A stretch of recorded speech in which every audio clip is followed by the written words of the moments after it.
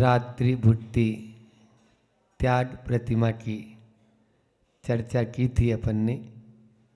छठवीं प्रतिमा में वह कृतसी तो पहले ही विरत हो चुका था, कारित और अनुमोदना से भी 9 कोटि पूर्वक वह पूर्ण रूप से उस रात्रि भोजन का त्याग कर देता है, ताकि जीव हिंसा का पाप न लगे। ध्यान रखना, जब तक आपने संकल्प नहीं लिया है तब तक आप तद जन्य जो पाप है उससे बच नहीं सकते।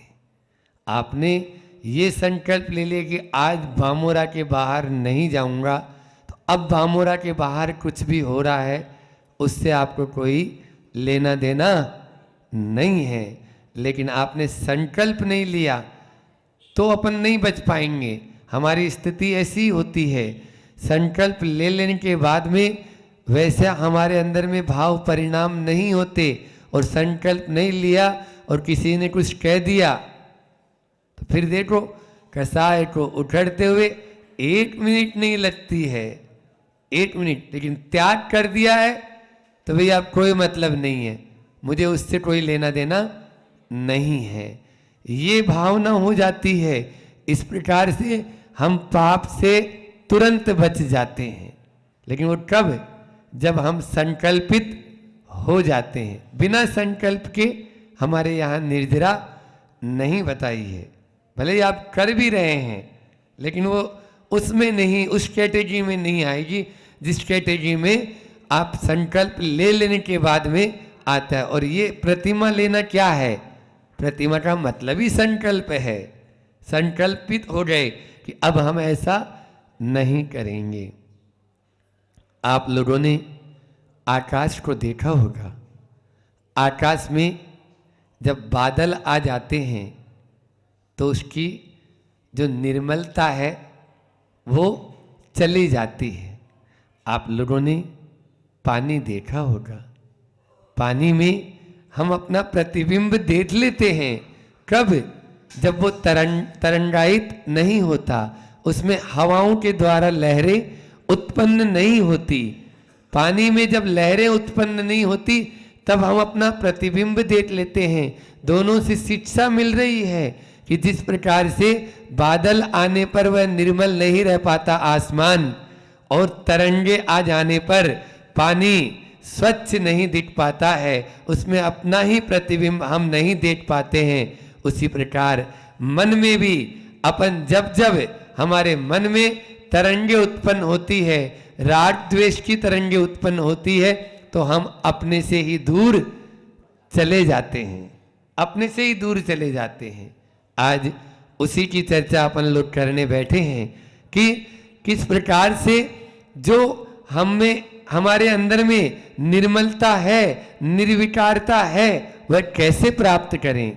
बालक होता है, छोटा बालक जब होता है उसमें निर्मलता रहती है, सुंदरता भी रहती है। हर कोई का मन करता है उसको गोद में ले ले, खिला ले उसको, छोटे से, चाहे वो कोई भी हो। मनुष्य का बालक ही नहीं, जानवरों के बालक भी होते हैं ना, उसको गोदी में लेने का मन कर जाता है। चाहे वो बिल्ली का बालक हो, चाहे वो कुत्ते का बालक हो, चाहे वो गाय का बछड़ा हो, छोटे छोटे बालक जब होते हैं उनमें निर्विकारता रहती है, उनमें सुंदरता रहती है। लेकिन जैसे जैसे बड़े होते जाते हैं ना, वैसे वैसे विकारी भी होते जाते हैं और सुंदरता भी हमारी खत्म हो जाती है। क्यों हो जाती है बोलो?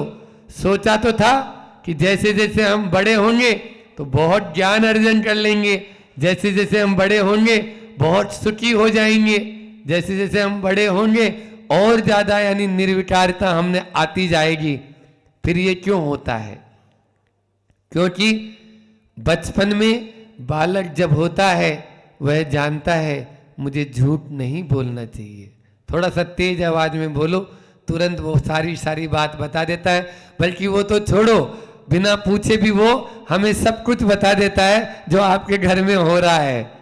आज पापा ने मम्मी को ऐसा ऐसा बोल दिया था महाराज जी, उसको नहीं मालूम है कि ये बात अपन को नहीं बोलना है, लेकिन उसके मन में निश्चलता है, इसलिए उसमें सुंदरता है और निर्मलता है।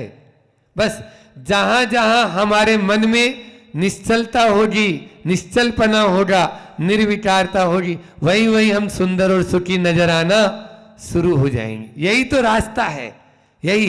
वो लड़ भी लेगा, गुस्सा भी हो जाएगा, थोड़ी देर में ही उसका सब गुस्सा शांत हो जाता है, उसके अंदर में वो नहीं। और आप लोग एक बार गुस्सा हो जाएंगे तो वर्षों तक नहीं बोलेंगे, वर्षों तक नहीं जाएंगे, उसके घर के द्वार पर नहीं जाएंगे, चाहे भले ही एक ही माँ का जाया भी क्यों न हो, एक ही माँ सिक्की कोट से उत्पन्न हुए हैं तो भी नहीं जाते हैं। तो ये क्या है? यही तो हमारे लिए, आप केवल मात्र आज ब्रह्मचर्य की बात करना है तो केवल मात्र एक जो है इंद्रिय, स्पर्शन इंद्रिय से त्याग कर दिया, उसी का नाम ब्रह्मचर्य नहीं है। जब तक आपकी स्वच्छ मानसिकता नहीं होगी तब तक ब्रह्मचर्य का मतलब क्या?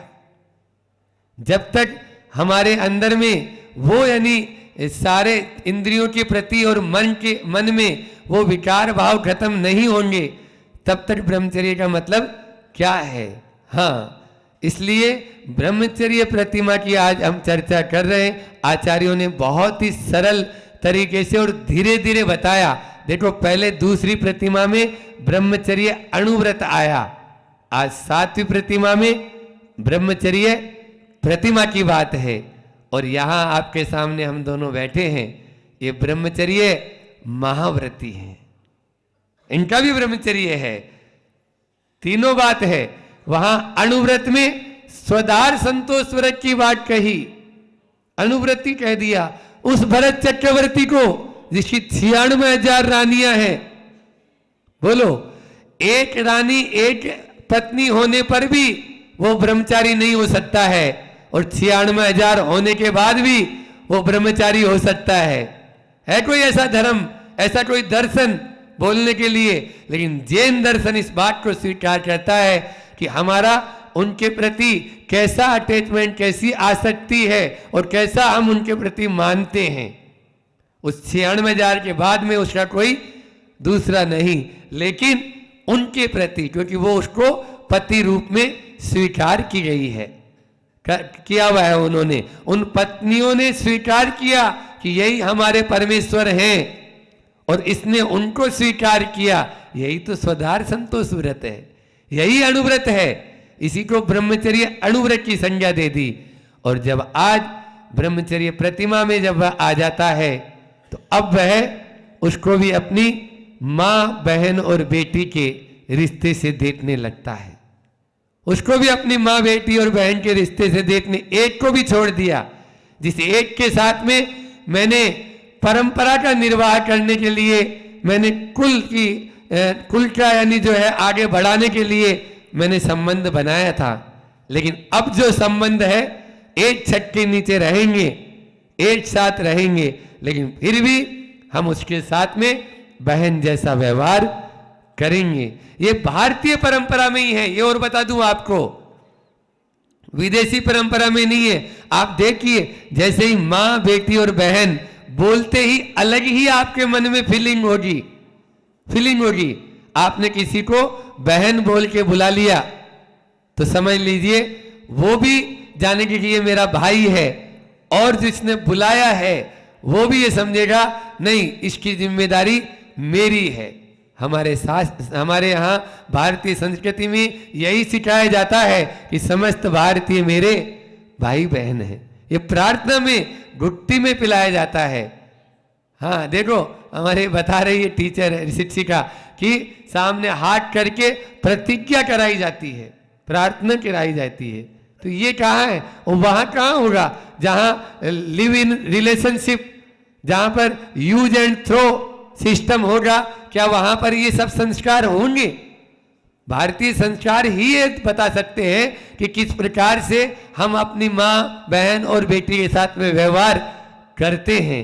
ये सब चीजें तभी होती है। और फिर महाव्रती होने के बाद अब उनको स्त्री और पुरुष का ही भेद नहीं है कि ये स्त्री है या पुरुष है, सब जीव मात्र हैं, ये महाव्रती। तो इस प्रकार से ब्रह्मचर्य महाव्रत का भी पालन, और ऊपर जब इससे भी ऊपर उड़ जाते हैं तो 18,000 शील का व्रतों का पालन। एक केवल ज्ञानी 13वें गुण स्थान में पहुंच जाते हैं, वहां पर 18,000 प्रकार के शील व्रत होते हैं। केवल मात्र एक ब्रह्मचर्य व्रत के भेद बता रहा हूं, उनका वो पूर्ण रूपेण पालन वहां जाकर करते हैं। बोलो, तो इस प्रकार से आते हैं उस कारिका के माध्यम से कि भगवान कैसे हम घर में रहकर अपनी पत्नी से भी विदा ले ले, एक साथ रहे, फिर भी हमारा ध्यान हमारे अंदर में विकार न आए। तो इसके लिए सूत्र दे रहे हैं, और वो सूत्र ऐसा है कि कौन हो सकता है ब्रह्मचारी? आप और हम सब इस कारिका का प्रतिदिन चिंतन करें तो निश्चित रूप से आपको जो आकर्षण नजर आ रहा है वही विकर्षण में बदल जाएगा, वही विकर्षण में बदल जाएगा। तो वो कारिका है, खुद आचार्य समंत भद्र स्वामी कह रहे हैं, मल बीजम मल योनिम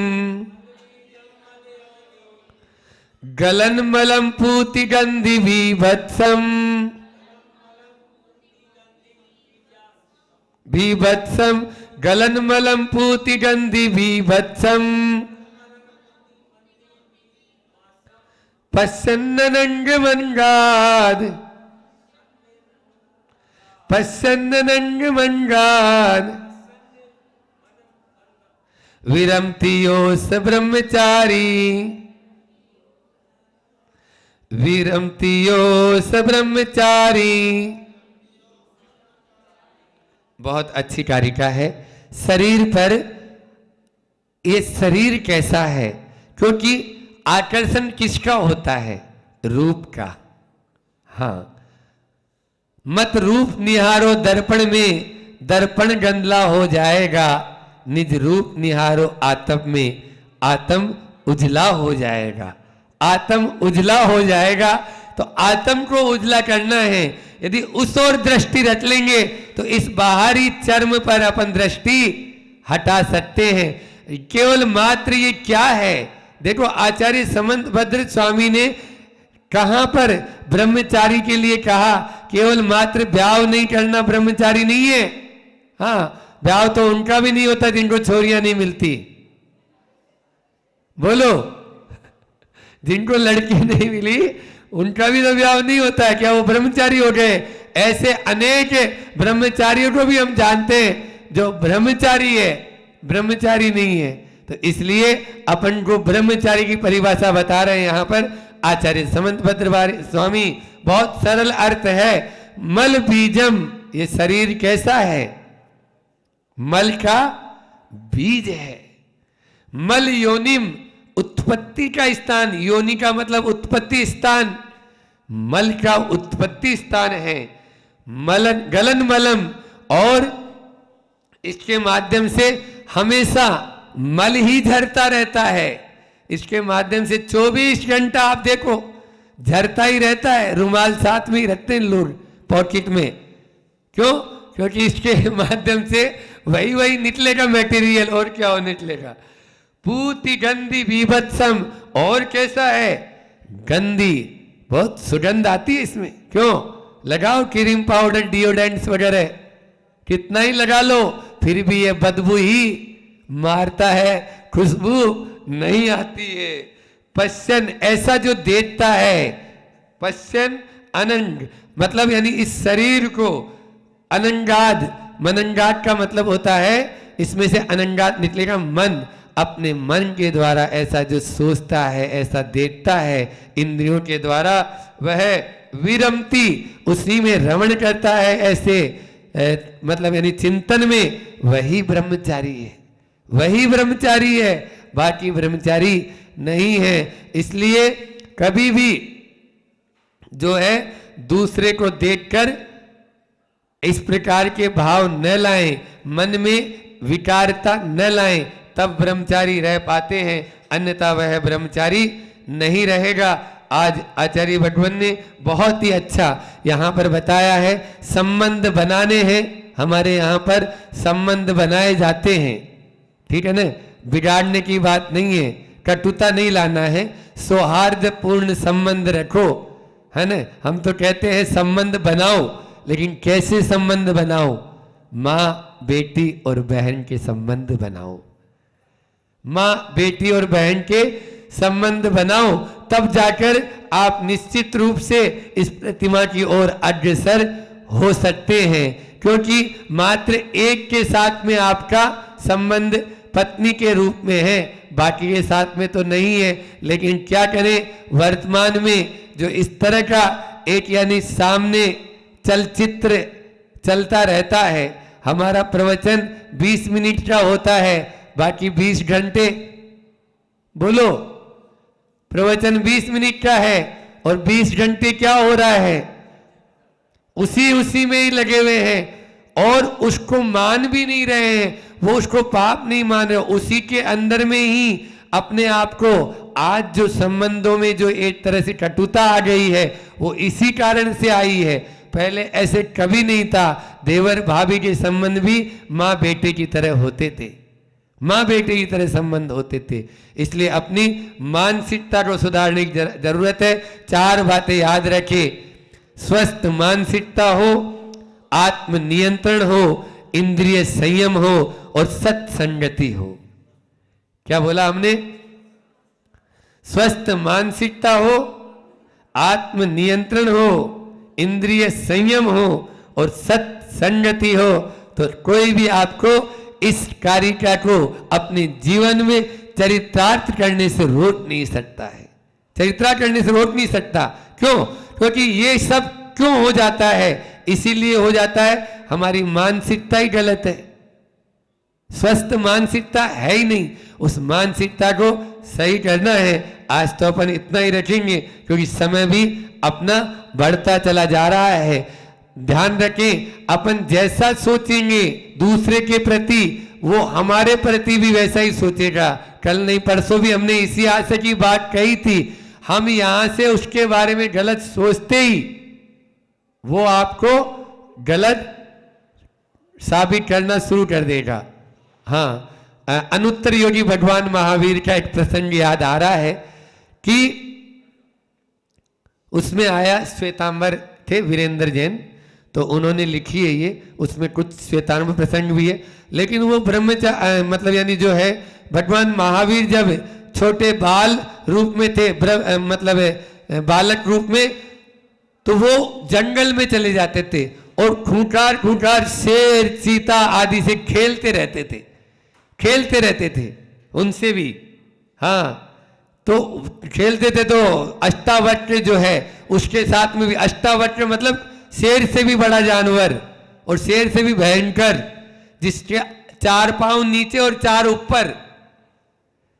मतलब यानी अष्टावक्र एक जानवर का नाम है।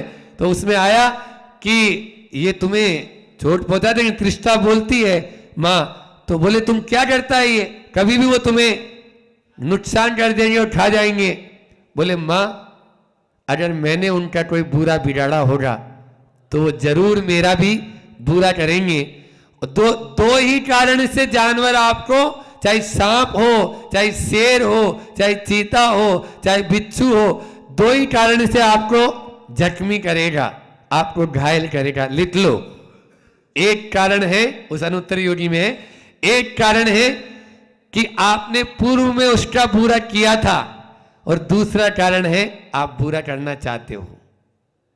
आप यदि आपके आंखों में वो तुरंत आंख डाल के देख लेगा कि ये मेरा थोड़ा सा भी इसके मन में भय है और मुझे मारना चाहता है, पहले वो अटैक कर देगा आपके ऊपर, पहले अटैक, चाहे वो गधा है, चाहे कुत्ता है, चाहे बिल्ली है, ये भी तभी अटैक करेंगे, तब उनमें आपको आपके अंदर मारने के भाव आएंगे।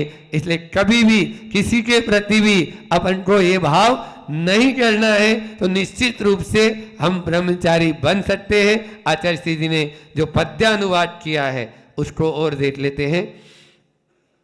मल का कारण बीज रहा है, मल का मल झरवाता है, असुचि धाम दुर्गंध रहा है, तथा घृणा करवाता है।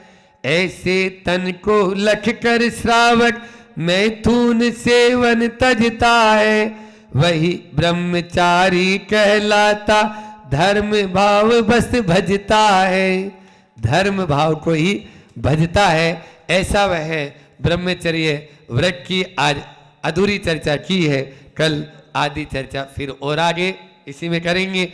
हम सब उसी ब्रह्मचर्य को 18,000 शील व्रत जो बताए हैं उनको पालन करें, इसी भावना के साथ में अपनी वाणी को विराम देता हूँ। बोलिए अहिंसा परमो धर्म की। आचार्य गुरु और विद्यासागर जी महामुनि राज की।